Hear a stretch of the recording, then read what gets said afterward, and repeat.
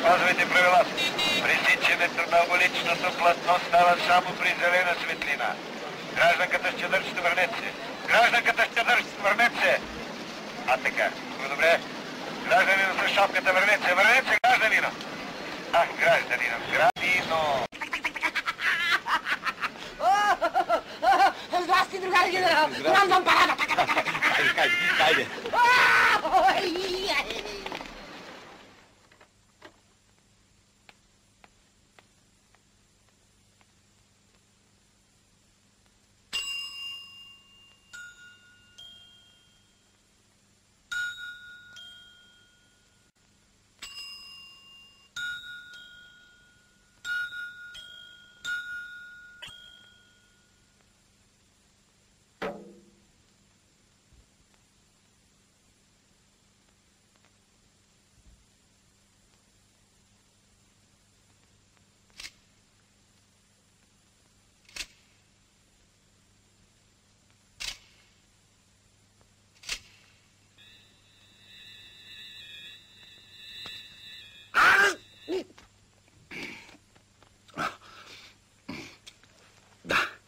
Интересен случай на звуков шок.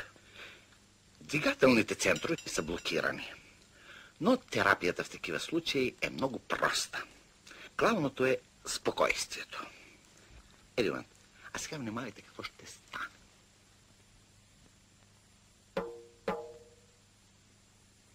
Съзнанието му се връща.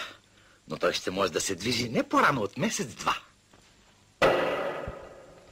Прекалено експлозивни рефлекси. Пишете. 10 дни. Никаква храна. Б12. Мускулно. 2 серии. Благодаря, професор. След това диета 338. Здрав съм! Ето вижте. Сестра, пишете. Основна промивка на стомаха. Но аз съм здрав! Сестра, прибавете още и клизми. Оле! Сутрин и обед. Връзката ви стои чудесно. Сестра, прибавете към клизмите и вечер. Всички моряци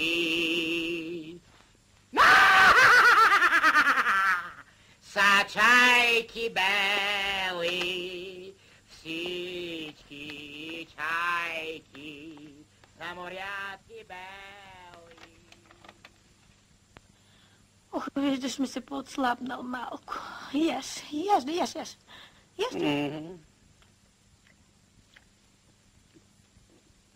Заповядайте. Опитайте. Селска е, ама... Не, благодаря. Диетичен съм. Кажи да те преместят в друга стая, може да е прихватлив. Ще питам докторите. Моля посетителите да напуснат. Добре.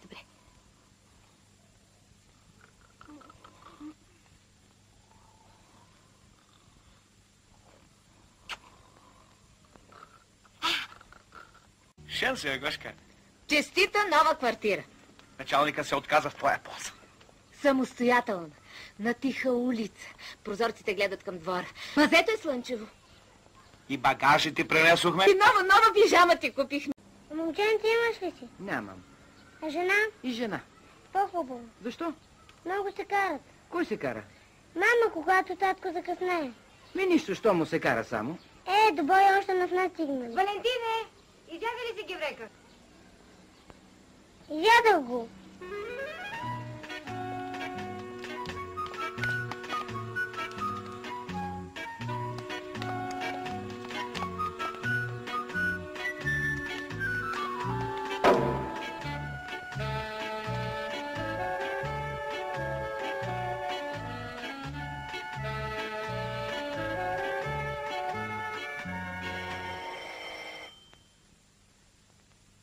Моля ви си, другаре Калимански.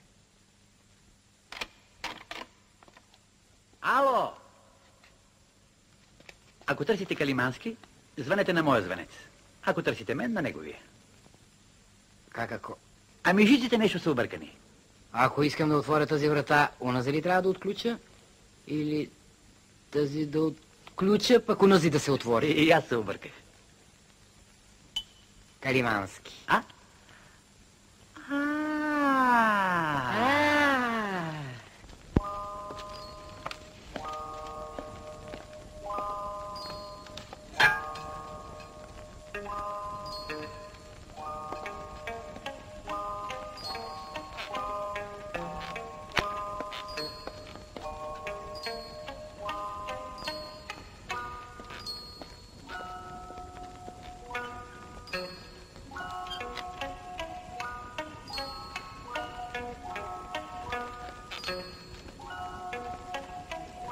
Скъпи Гошо, чувствай се като у дома си, от колектива.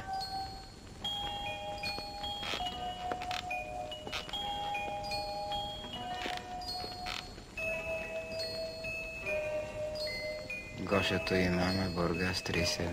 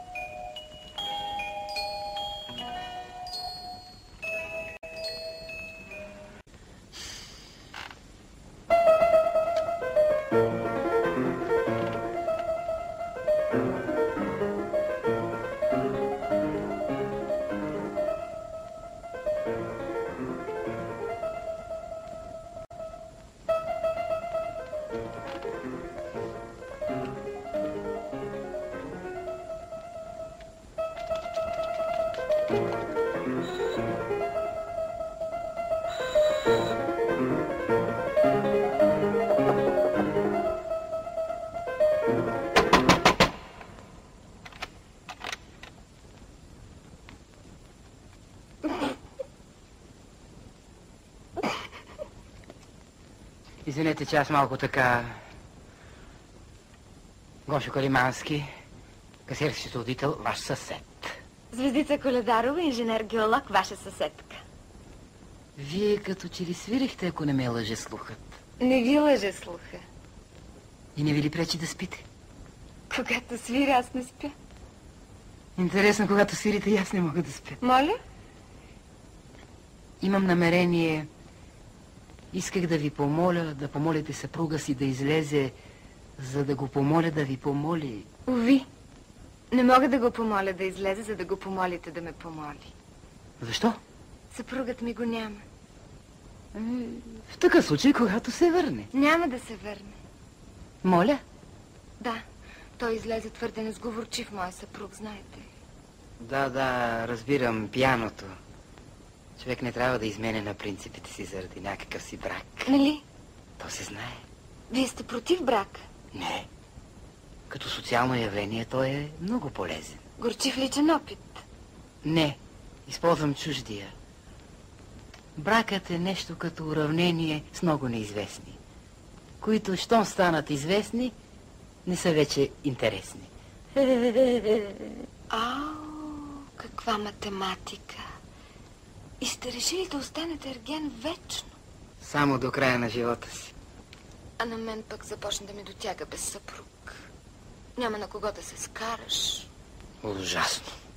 Няма кой да те послуша, когато свириш. Между прочим, аз так му за свирането. Не бихте ли могли малко по-тихо? Това не зависи от мене. А от кого? От партитурите. И после вечер бравурната музика разрежда моето напрежение. Да, но пък зарежда моето. Пианото е единственото ми хоби. А моето хоби? А моето хоби е да спя нощем.